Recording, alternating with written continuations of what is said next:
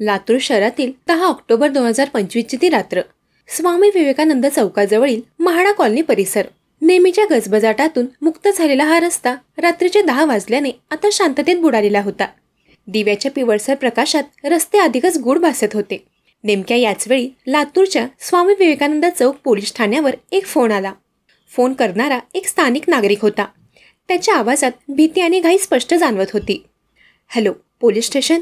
मी महाडा कॉलनीच्या कमानी जवळून बोलतोय. साहेब, इथे रस्त्यावर एक तरुण पडलेला आहे. त्याची अवस्था फारच बिकट आहे. मला वाटते त्याच्यावर कोणीतरी प्रहार केले असावेत. त्याची हालचाल नाहीये.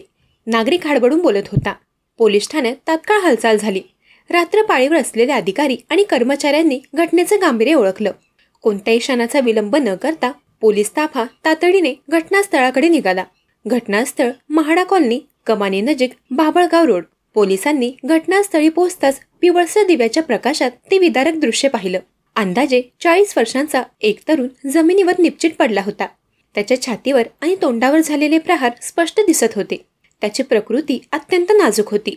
कोणताही वेळ न दवडता पोलिसांनी तात्काळ हालचाल करत त्या तरुणाला उचलले आणि क्षणाचाही विलंब न लावता उपचारासाठी विलासराव देशमुख शासकीय वैद्यकीय महाविद्यालय व सर्वोपचार रुग्णालयात दाखल केले. रुग्णालयात दाखल झाल्यावर डॉक्टरांनी तातडीने उपचार सुरू केले. पोलिसांसमोर आता मोठे आव्हान होते. या जखमी तरुणाची ओळख पटवणे. त्याच्याजवळ कोणती ओळखपत्रे नव्हती. पोलीस कामाला लागले. त्यांनी परिसरातील नागरिकांकडे विचारपूस केली, पण काहीच माहिती मिळाली नाही. शेवटी त्याच्या खिशातील वस्तू आणि इतर पुराव्यावरून पोलिसांनी त्याची ओळख पटवली. तो तरुण होता सचिन महादेव सूर्यवंशी, वय 40 वर्ष, राहणार महाडा कॉलनी, लातूर. ओळख पटताच पोलिसांनी पहिला फोन सचिनच्या घरी लावला. घरी कोणी फोन उचलला नाही. त्यानंतर शेजाऱ्यांच्या माध्यमातून आणि इतर माहितीच्या आधारावर त्यांनी सचिनच्या पत्नीचा, भक्तीचा नंबर मिळवला.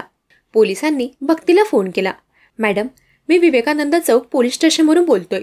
तुमचे पती सचिन सूर्यवंशी यांच्यावर हल्ला झाला आहे आणि त्यांना विलासराव देशमुख रुग्णालयात दाखल केले आहे. त्यांची प्रकृती गंभीर आहे. तुम्ही तात्काळ रुग्णालयात या. ते ऐकून भक्तीवर जणू आभाळच कोसळले. ती धक्क्यातून सावरली आणि त्वरित रुग्णालयाच्या दिशेने धावली. रात्रीच्या वेळी भक्ती रुग्णालयात पोहोचली. पतीची अवस्था पाहिल्यानंतर ती नक्कीच दुःखात होती, पण तिच्या चेहऱ्यावर पोलिसांना अपेक्षित असलेला तीव्र तणाव किंवा धक्का दिसत नव्हता. ती शांत होती. जणू काहीतरी घडणार आहे याची तिला पूर्वकल्पना होती. सचिनची प्रकृती इतकी गंभीर होती की पोलीस त्याचा जबाब घेऊ शकत नव्हते. आता तपासाची दिशा भक्तीच्या दिशेने वळणार हे निश्चित होते. पोलीस निरीक्षक म्हणाले, मॅडम, तुमच्या पतीचा कोणाशी वाद होता का? कोणी तुमचा शत्रू आहे का?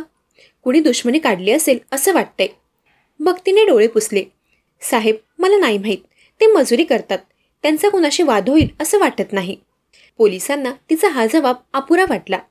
ज्या पद्धतीने हा हल्ला करण्यात आला होता तो एखाद्या वैयक्तिक द्वेषातून किंवा दुश्मनीतून झालेला स्पष्ट संकेत देत होता. हा निव्वळ चोरीचा प्रयत्न नव्हता. पोलिसांनी भक्तीला अधिक खोलात विचारणे सुरू केले. मी पुन्हा विचारतोय, घरात काही वाद होता का? पती पत्नीमध्ये किंवा तुमच्या जवळच्या नातलगांमध्ये? भक्तीने नकारार्थी मान हलवली, पण तिच्या बोलण्यातला अडखळलेपणा आणि चेहऱ्यावरील कृत्रिम शांतता पोलिसांना खुपली. पोलीस निरीक्षक अनुभवी होते. त्यांनी हा तपास आता वैयक्तिक संबंधांच्या दिशेने नेण्याचा निर्णय घेतला. पोलिसांनी भक्तीकडून तिच्याने सचिनच्या भूतकाळातील माहिती मिळवण्यास सुरुवात केली. सचिन महादेव सूर्यवंशी, वय 40. तो गेल्या 10 महिन्यांपासूनच महाडा कॉलनीत राहण्यासाठी आला होता. त्याची पहिली पत्नी वारल्यानंतर तो एकटाच राहत होता. नातेवाईकांनी त्याला दुसरे लग्न करण्याचा सल्ला दिला. पहिल्या पत्नीच्या आठवणीमुळे तो टाळाटाळ करत होता, पण एकटेपणाची अडचण लक्षात घेऊन त्याने अखेर लग्नाला होकार दिला. त्याला अविवाहित किंवा नवऱ्याने सोडलेली मुलगी चालणार होती. नातेवाईकांनी शोध घेतल्यानंतर भक्ती नावाची मुलगी देवणी तालुक्यात असल्याची माहिती मिळाली. भक्तीचे पूर्वी लग्न झाले होते, पण पतीसोबत तिचं जुळून आले नाही, म्हणून ती माहेरी परतली होती.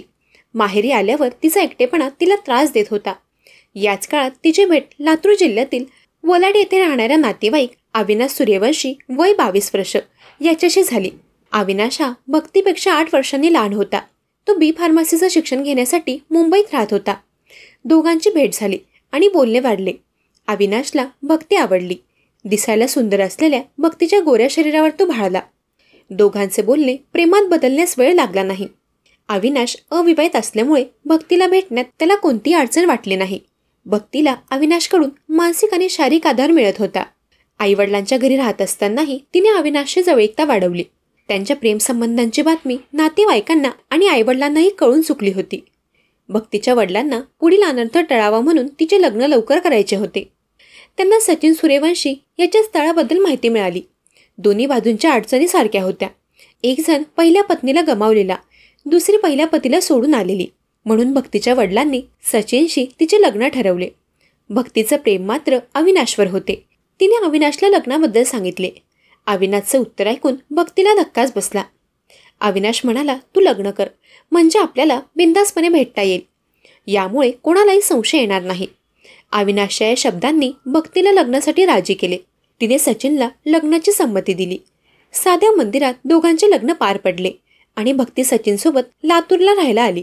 लातूरमध्ये आल्यावर भक्ती सचिनसोबत राहत होती, पण त्याच्याशी शारीरिक संबंध जुळवून घेण्यास ते टाळाटाळ करत होती. तिचे प्रेम अविनाशवर होते.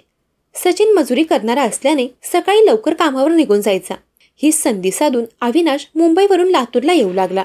भक्त्याने अविनाशचा भेटण्याचा कार्यक्रम सुरू झाला. सचिनच्या अनुपस्थित ते भेटत असत आणि अविनाश काम झाल्यावर निघून जात असे. हे सर्व जवळपास 2 वर्ष सुरू होते. या 2 वर्षांच्या काळात भक्तीला एक मुलगी झाली. मुलगी झाल्यानंतर सचिनला काही गोष्टी खटकू लागल्या.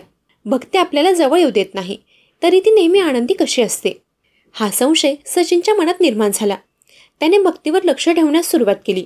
लवकरच त्याला अविनाश आणि भक्ती यांच्यातील जुगाड लक्षात आले. त्याने त्या दोघांना रंगेहात पकडले. सचिन पूर्णपणे हादरला होता. त्याने आता सावधगिरी बाळगली. त्याने भक्तीला अविनाशला भेटण्यास आणि बोलण्यास सक्त मनाई केली. पण भक्तीला अविनाशची चटक लागली होती. ती सचिनचं ऐकत नव्हती. त्यामुळे सचिनने कामावर जाताना भक्तीला घरामध्ये कोंडून ठेवण्यास सुरुवात केली. बाहेरून कुलूप लावल्यामुळे अविनाशला भेटणे शक्य नव्हते. काही दिवसांसाठी त्याने भक्तीचा मोबाईलही बंद केला. गेली 6 वर्ष भक्तीच्या माहेरी असताना आणि लग्नानंतरची 2 वर्ष अविनाशसोबत असलेले भक्तीचे प्रेमसंबंध अचानक थांबले. दोघांचे बोलणेही बंद झाले, भेटणेही बंद झाले. दोघेही अत्यंत बेचैन झाले होते. अखेरीस एक दिवस भक्तीने कशीबशी व्यवस्था करून अविनाशला फोन केला. तिने पती सचिन कशाप्रकारे त्रास देतो, घरात कोंडून ठेवतो आणि मोबाईलवर बोलू देत नाही हे सांगितले. हे ऐकून अविनाशचा पारा चढला. त्याने भक्तीला त्वरित लातूरच्या एका लॉजवर भेटायला बोलावले. लॉजवर त्यांची भेट झाली. भेटताच भक्ती अविनाशसमोर रडल्यासारखी झाली. तू सचिनचा काहीतरी बंदोबस्त कर, अन्यथा आपले खूप वाईट होईल. मला तुझा सहवास कायमचा पाहिजे.